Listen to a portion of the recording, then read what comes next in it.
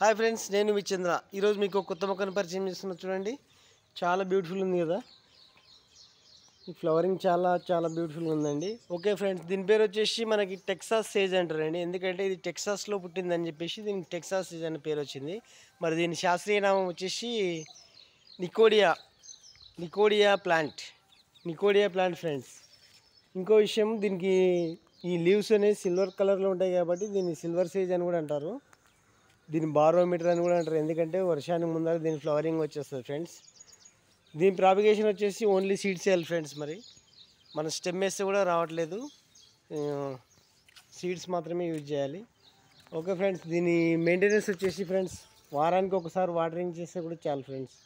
అంతా ఉంది. అందుకోసమే దీన్ని ఎక్కువ శాతము డివైడర్ మధ్యలో కానీ, వాక్వే మధ్యలో కానీ, అట్లా కాంపౌండ్ వాల్ మధ్యలో కానీ వేసేస్తారు ఫ్రెండ్స్. చూడండి ఫ్రెండ్స్, చాలా చాలా బ్యూటిఫుల్ ఉంది. ఓకే ఫ్రెండ్స్, నా వీడియో నచ్చితే లైక్ చేయండి. నేను మీ చంద్ర. Thank you.